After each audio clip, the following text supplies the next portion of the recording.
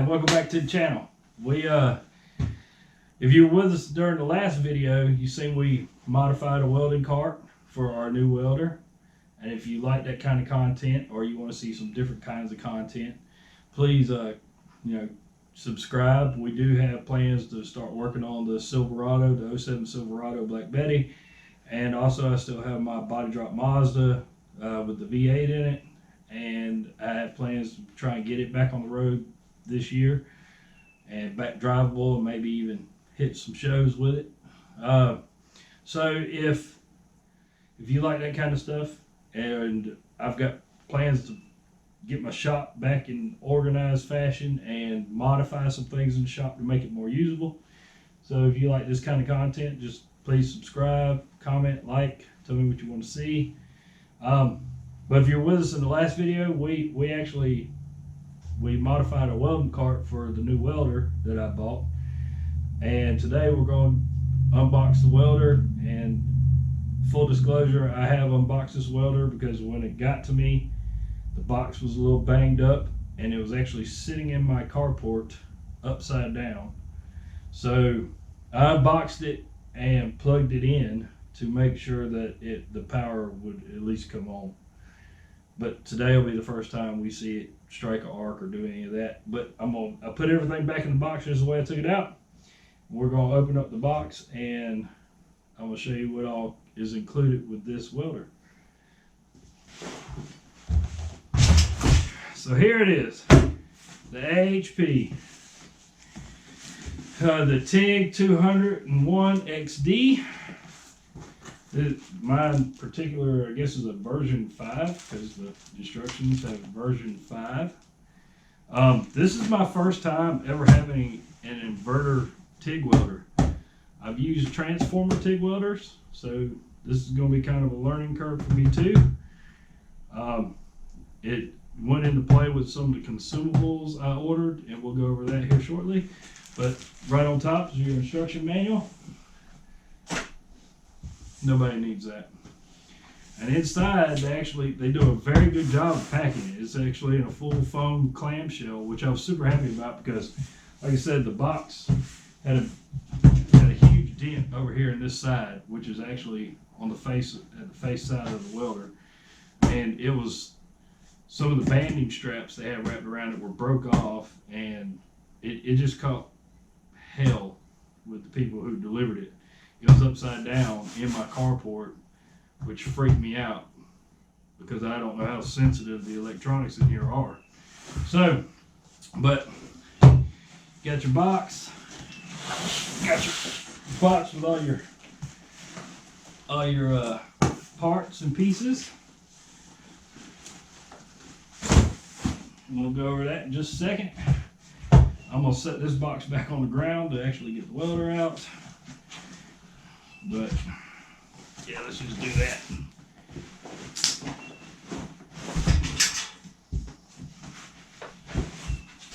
Like I said, nice fitted clamshell foam. It's on top and bottom. So real quick, let's just go over what comes in the parts box. So you got your AC adapter, 240 to 110. Apparently all these newer coming with a much better pedal. They call this the Alpha pedal, or Nova pedal, sorry, Nova pedal. Your earth clamp.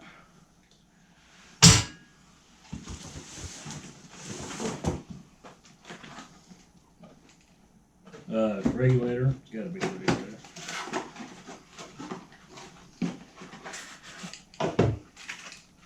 Yeah, the regulator. Pretty nice little regulator. It's got flow meter and everything. So you get that.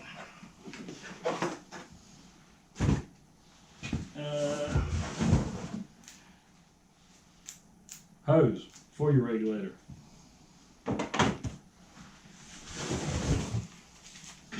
All right, so your stick welding clamp.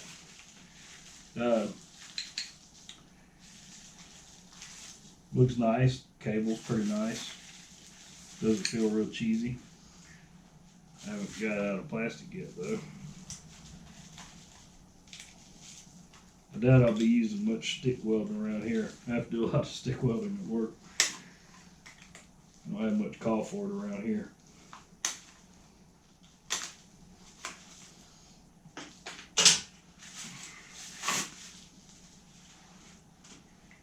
So yeah, feels a little cheaper on the plastic side, but it's not bad. Definitely work.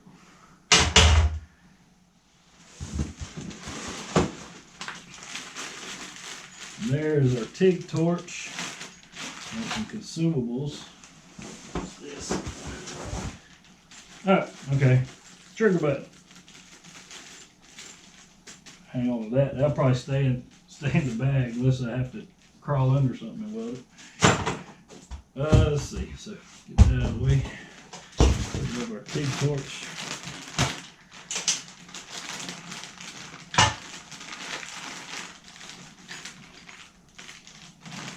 So, yeah, 17 torch. And you got some collets,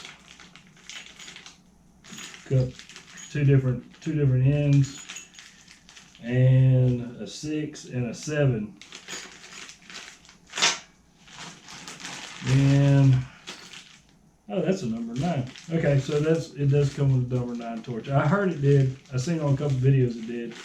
I wasn't 100% sure. So it does come with a number 9 head and some consumables for that, collets and short stubbies and all that stuff, which is great.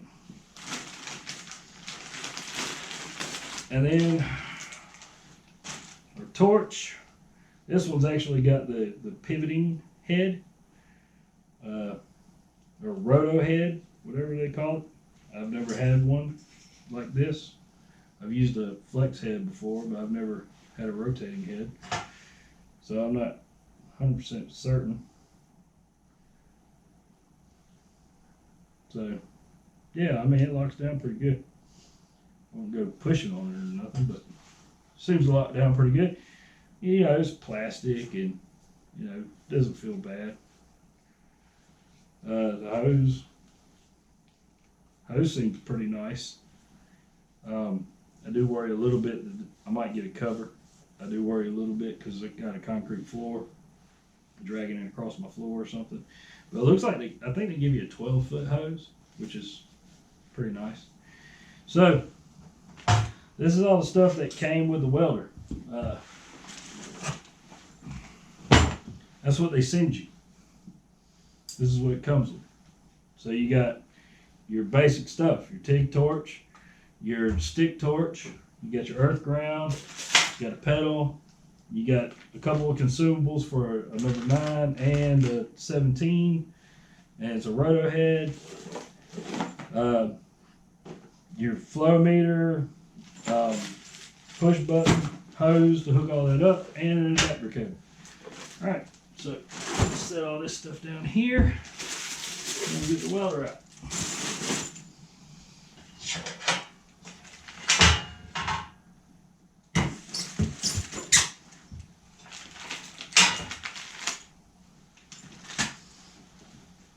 Okay. Good. Oh, yeah. Okay. Yeah, that's heavy. That foam clamshell thing is, I put it on there pretty good. Cord, maybe that'll help. Alright.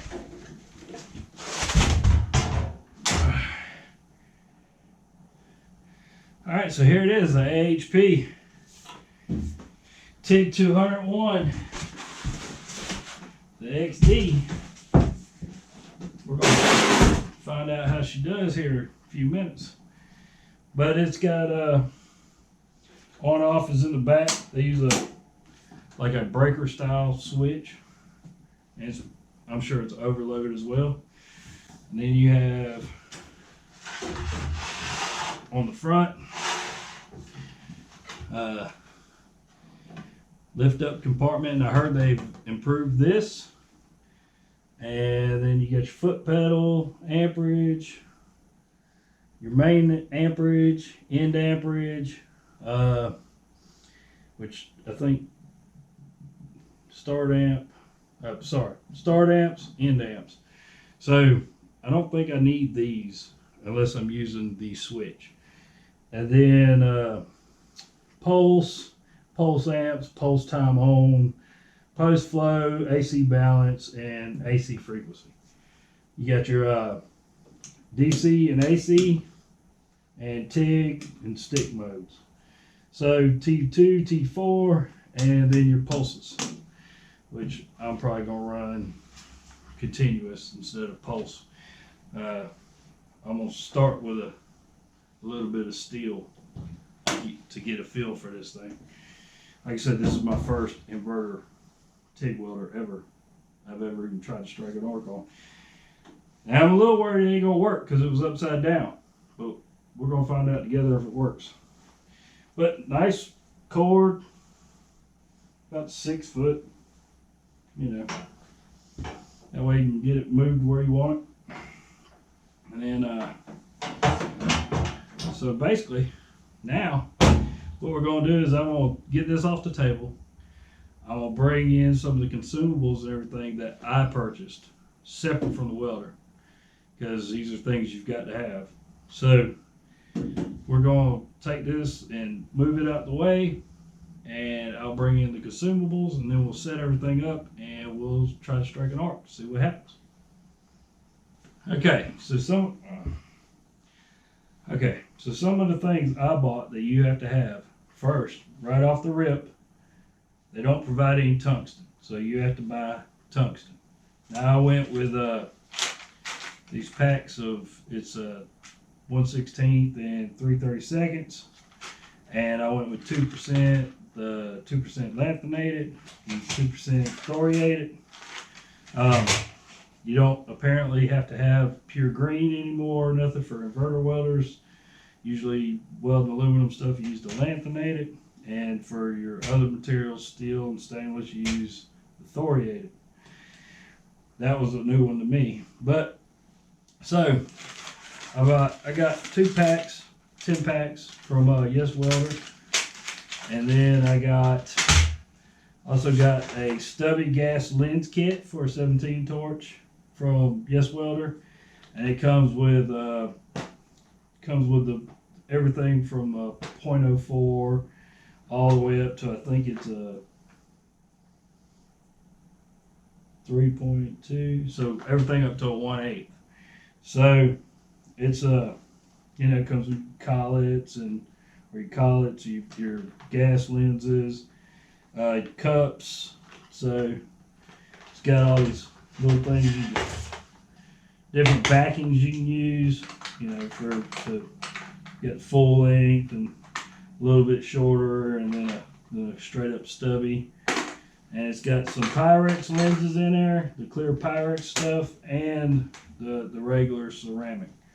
So I'm not going to be using these today. I'm going to use the stuff that the welder came with, so we have a true gauge on how well it does and how well I do, because I haven't TIG welded in like 15 years. Bought myself this little torch holder just for convenience, so I can just hang my torch on it. I got a couple of coupons, aluminum and stainless, so I can practice, because I haven't welded either one of those materials in a very long time. I bought 2 pounds of aluminum. This is the 43. These are 1/16 diameter. I went with the smaller filler rods because you can always add more filler. Like the guy on the fabrication channel says, you can always add more filler. It's harder to take it away. Can't take it away. So got that, and then I've got a pound each of steel. and there's my steel, and there's my stainless. I went with the 70S6 steel, and the stainless actually got 309. I meant to order 308, but I don't weld a lot of stainless. I'd like to get into welding stainless a little more. So I'm going to order some 308. I just wasn't paying attention, I guess, when I thought I was ordering 308, but apparently it had different options, and I accidentally ordered 309, which still work, but 309 is really made for like bonding stainless to like a standard steel or soft steel. So I got all that, and last but not least, this is probably the biggest, with all the consumables together, including the bottle. I have roughly about another about $400 in this entire setup. Now you don't have to buy all this at once like I did, of course, but immediately you're gonna need a bottle. You're gonna need some type of filler rod for whatever you're welding.